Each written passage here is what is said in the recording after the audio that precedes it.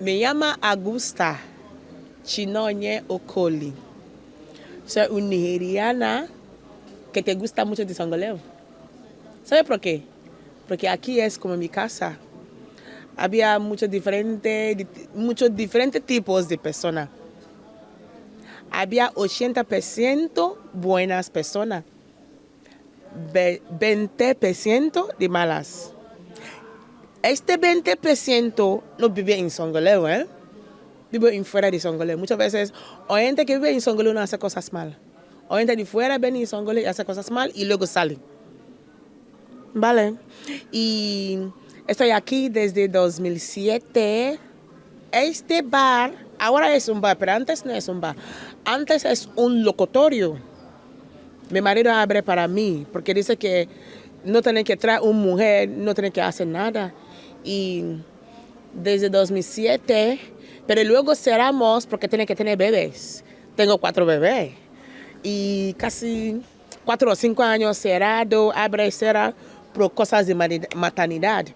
Tengo 4 hijos, un reina y 3 reyes. Pero había un rey que vive en el cielo. Y luego, creo que en 2015 abrimos otra vez para seguir. Ahora siguiendo bien. Negocio a veces bien, a veces mal. Sabes que aquí es una isla de turismo. Cuando hay turismo, cuando hay verano, hay ventas. Pero ahora, como ahora, no hay ventas. Cocina de África y España.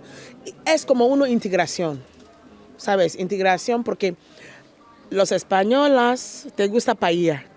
Los nigerianos te gusta jollof. Entonces, ¿qué es jollof? Entonces, ¿qué es paella?